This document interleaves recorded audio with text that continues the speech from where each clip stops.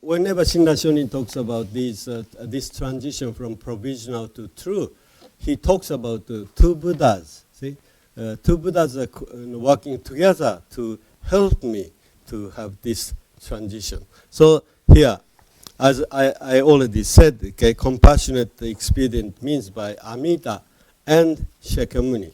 So A talks about compassionate means by Amida, and B talks about compassionate means by Shakyamuni. Okay, so the A, okay, the Amida made the 19th vow to guide the person with 100% reliance on self-power to move to the 50% reliance on the self-power and the 50% reliance on the other power.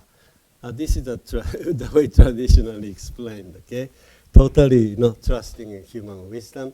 But here, I think the person starts to doubt this human wisdom gradually, because he is exposed to the Nembutsu. See? Nembutsu says, come to Buddha's wisdom. Of course, initially, people don't hear the meaning of it. See? Just make a chanting practice out of it.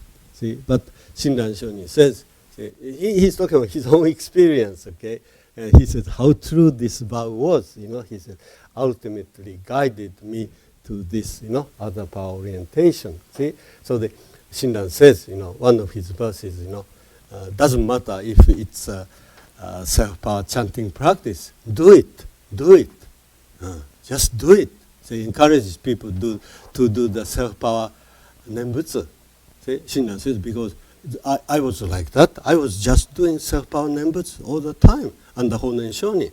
See, chanting many times. So Shinran said, in my experience, finally, see, I came to realize it's not the vocalizing important. It's not the practice that was important. It is the meaning of the chant Namman Davatsu. See, I gradually started to understand the meaning came to me gradually. See? Then I realized the mistake I was making. See, so that's what he's talking. That's what the 12th vow, this expedient vow.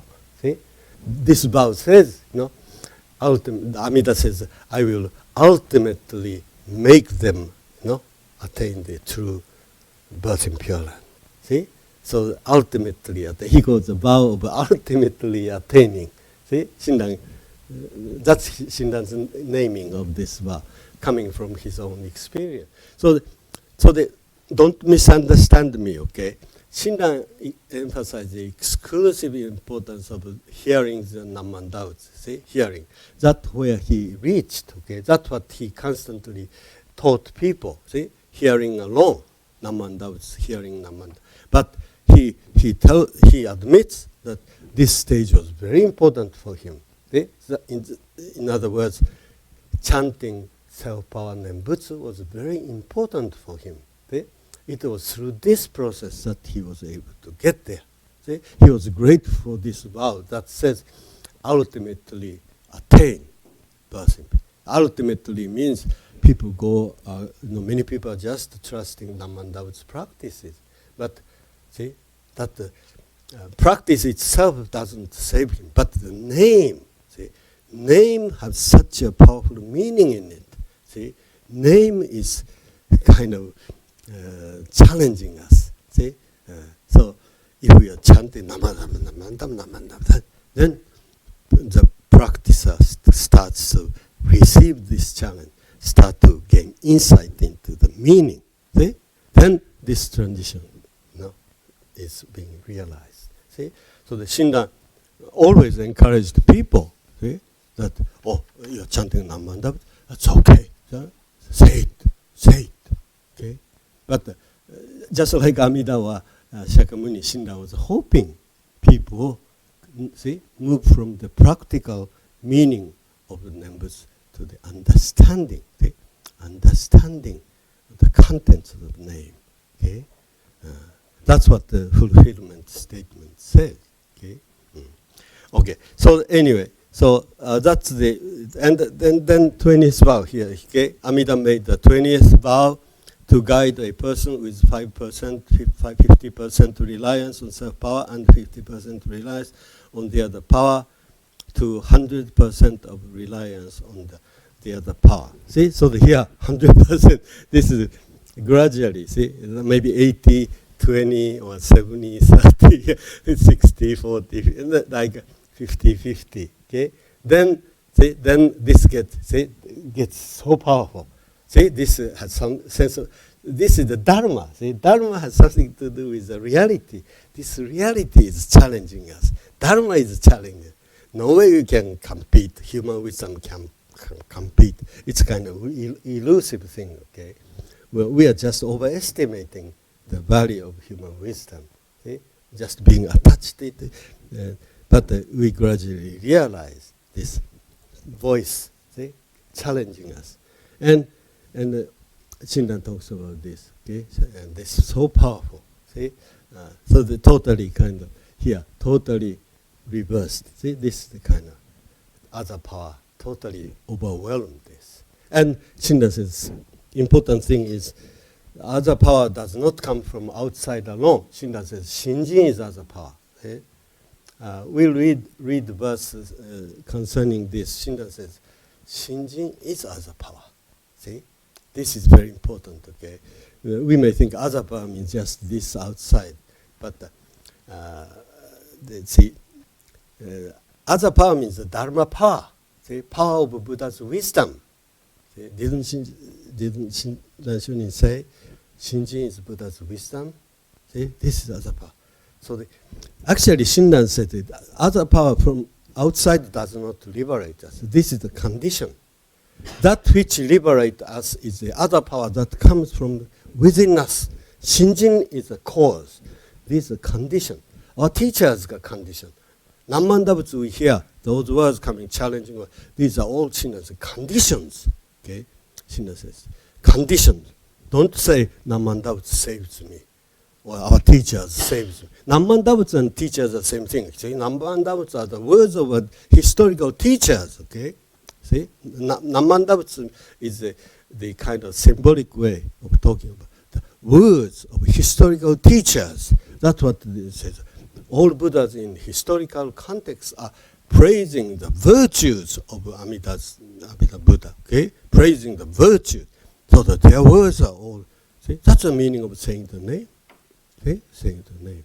So the name means the words of historical teachers. Shinran said, Nammandabutsu does not liberate us. Of course, in a sense, not liberates us, but conditions, okay? Conditions. Name is condition. And we hear it, and something is shaken, something new, awareness comes out of, this is a cause. Shinran says, Shinjin is a cause, okay? Nammandabutsu, that's our teachers, their words, Nammandabutsu is conditions, he says, the external condition. But here, in this teaching, Nammandabutsu is a cause. The Jodo should never talks about this, Buddha nature or bodhicitta. Honen Shonin said, we don't need bodhicitta, we don't need Buddha nature. See, he kind of denied the humans having this potential. That's why Honen was criticized by many people. See? Many people called Honen non-Buddhist because he denied bodhicitta. But Shinran Shonin never said that, okay? Shinran Shonin. I'm talking about Jodoshu Honen Shonin, okay? But Jodo Shinshu Honen Shonin may have talked about this. Shinran heard it, okay? But this Shinran said, this Shinjin is Buddha nature. See? Shinjin is bodhicitta. That liberates. This is the cause. In order for this cause to arise, name is necessary. Name, words are the conditions for arising this. See? But here, see? Namandabu has some kind of mysterious power. This is a cause. See? So that's the difference between Shinran Shonin. Primary cause of our liberation, becoming Buddha, is Shinjin. See? Shinjin. So the main difference between Shinran and Jodoshu Honen is that this Honen says, most important thing is Namman Dao's name. See? But Shinran says, most important thing is Shinjin. See? That's the main difference. Kind of motto, Honen's motto was the name is the most important thing. Myogo Ihon, they say. Myogo Ihon.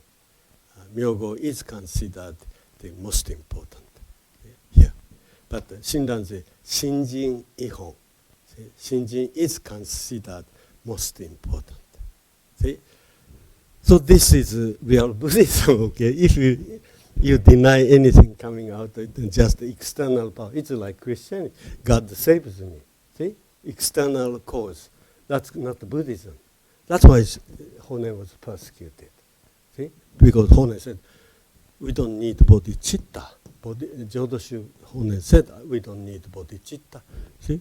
Here. Just this power.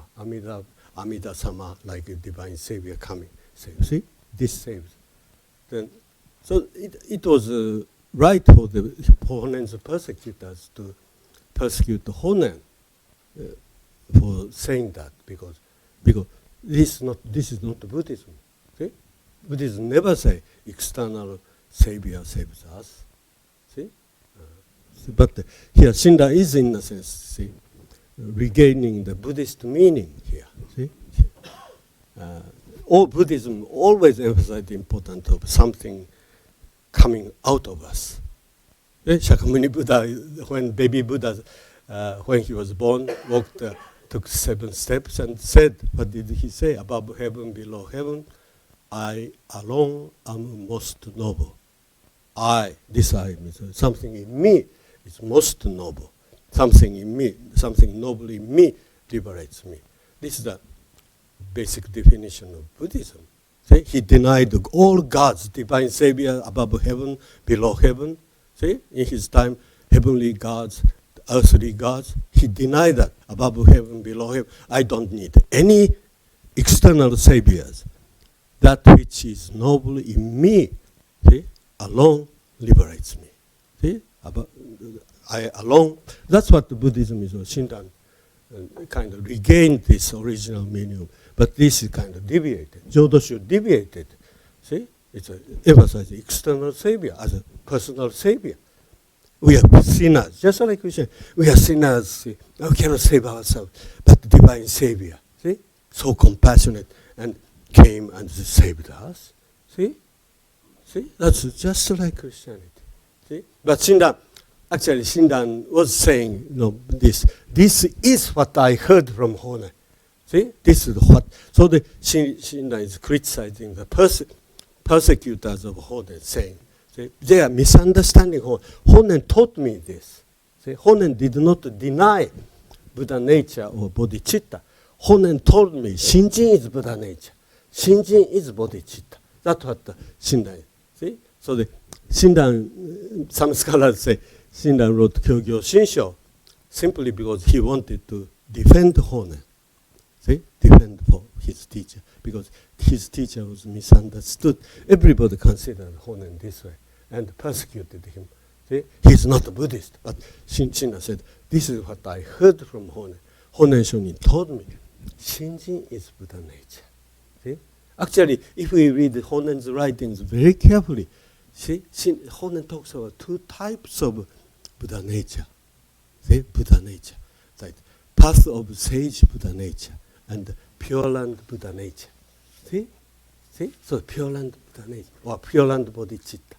And the path of sage. See? So Shinran would say, Honen denied the bodhicitta of the path of sages, but he didn't deny the Pure Land Bodhicitta. And Pure Land Bodhicitta is Shinjin. See? So this is precisely what I heard from Honen. That's what Shinran is saying. Okay? So the many people, most of the Shin teachers say, one of the main reasons he wrote Kyogyo Shinsho is to defend the Honen, because Honen was totally misunderstood. People called Honen non-Buddhist, see, outsiders. But Shinran says, no, this is not true Honen Shon. The Honen I met taught me, Shinjin, you must have Shinjin. See? And Shinjin is Buddha nature or bodhicitta. See? But anyway, this is a kind of academic issue, and this is the kind of thing academicians like to discuss in, academic institutions. But, I didn't intend to talk about it today, but somehow, it's important to know that, because in the volume of Shinjin, that's the main issue. See? And actually, we are going to study the three types of three minds. Okay? That's a mind. Shinran's focus is mind. See, mind. What kind of mind? See, is the basis of our liberation. See, mind. Shinjin. Jin is, Shin means entrusting. Jin is mind. See, Shinran in his teaching, mind is everything. What kind of mind? What kind of mind do we have as a basis? One mind, see? Three minds, Shinjin, or true mind, sincere mind. See, this mind is a core issue, and but anyway, I shouldn't come back to this original. And okay, here, as I said, to compassionate means, okay, that Shakyamuni, okay, as far as Shakyamuni is concerned, Shakyamuni has two means, okay. One is a contemplation sutra. See, this sutra of expedient means. See, here, Shakyamuni taught, okay. And then this Amida Sutra.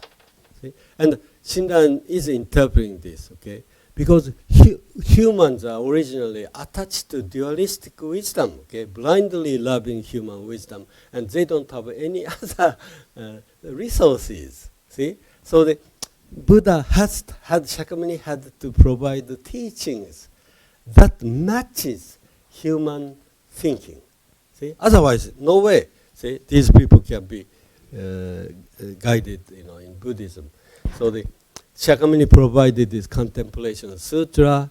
See, but this is a double intent. See, Dajina talks about double intention. They have double. One is explicit. The other one is implicit.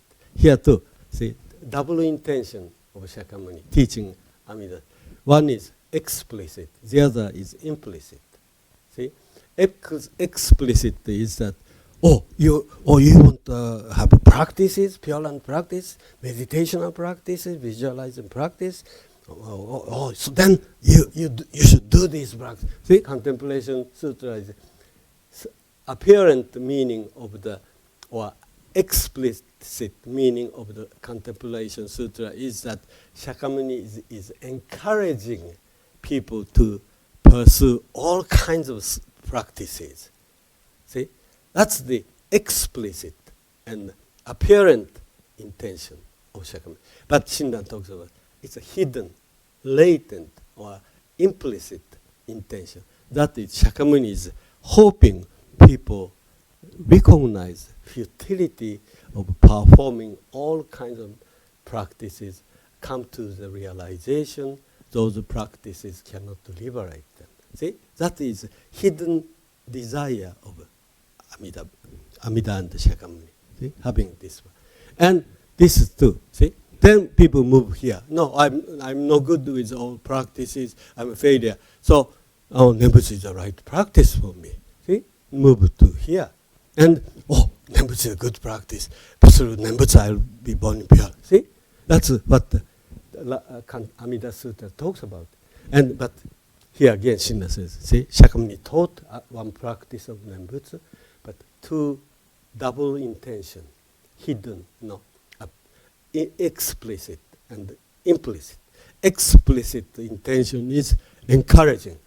You think Nembutsu practice will make you go to pure, so do it. See, encouraging. But implicit intention is hoping this guy, this practitioner, recognize the futility of chanting practice and recognize the importance of hearing alone. See, that's the hidden desire of Shakyamuni in teaching this. See, and that's why this Amida prepared these teachings to guide these people gradually. See, it's a process of examination. We are so much attached to the kind of correctness of our orientation initially, aren't we? It's very difficult to doubt our approach. See, some of us are attached to all kinds of disciplines, and you think those disciplines are Buddhism. But so these sutras, contemplative sutras, are handy. But by doing that, we gradually recognize the limitation of our practical ability. Maybe I should take up just one Buddha and just one practice. See, then here, but still attached to practice, human thinking. See, so encouraged. See this, but gradually. See here now. See, Rajya Sutra is the. So these are all temporary teachings, no, expediency teaching. But this is the ultimate teaching. See, by hearing alone. See, perfect liberation is given. See, but to get there, as I've been saying, okay, Shinran says, Shinjin is the most difficult. See, we cannot get to it so easily, Shinjin, see? Because difficult is because we are attached to our thinking, okay? We cannot doubt our thinking, see? So that's why our teachers, Shinran, Amida and Shakyamuni, prepare these, see, expedient sutras, expedient stages. And Shinran is so grateful. These teachings, they helped me to really doubt my Buddhism and appreciate. See, just eventually, hearing alone is good enough. But hearing is difficult. Shinji is difficult. See? And Shinran says, you cannot attain Shinjin by yourself, he says. It's impossible for you to attain Shinjin, no matter how smart you are. See? Without the help of our teachers, see? With the guidance of these two Buddhas. Shakyamuni represents all historical teachers. When Shinran says Shakyamuni means all historical teachers. He's represented. Without their help, no way people could have Shinji.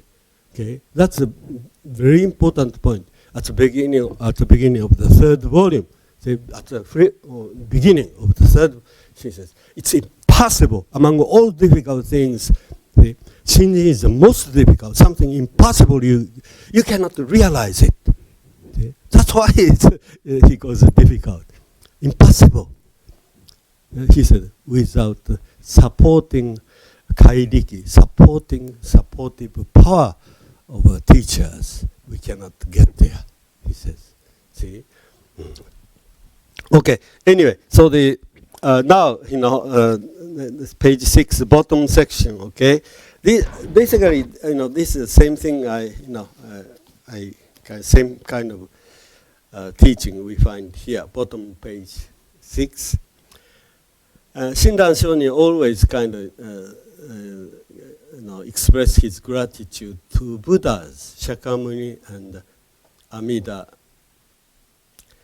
Here, okay, let's read this verse, bottom page 6. Okay, with footnote is there. So let's read this text. Okay, Shakyamuni and Amida are our father and our mother, full of love and compassion for us, guiding us through various skillful means.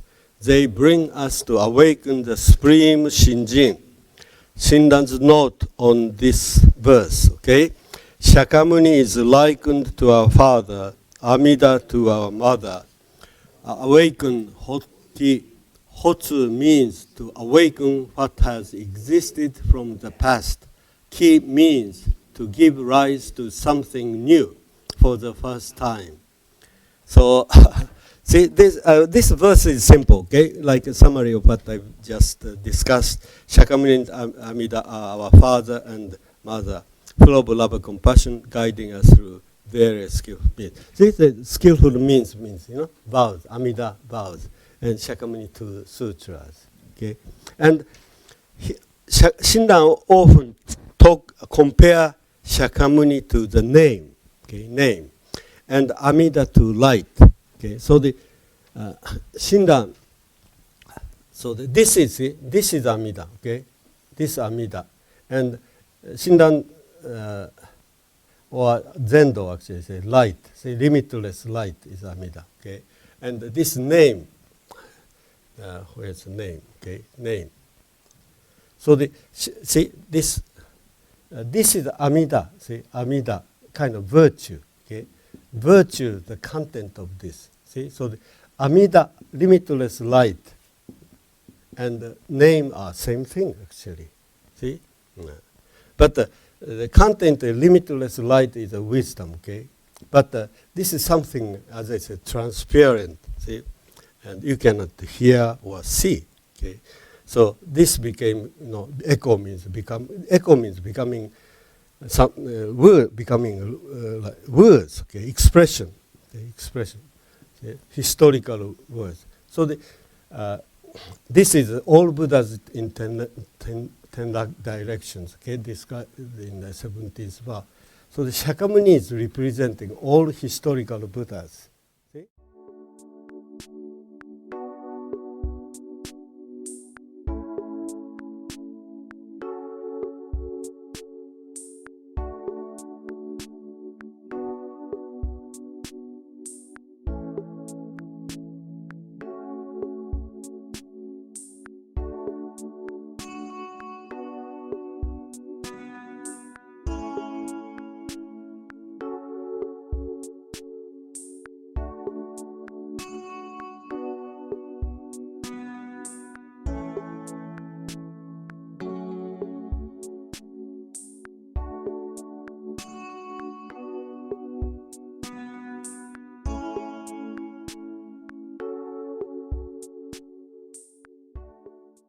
Take refuge.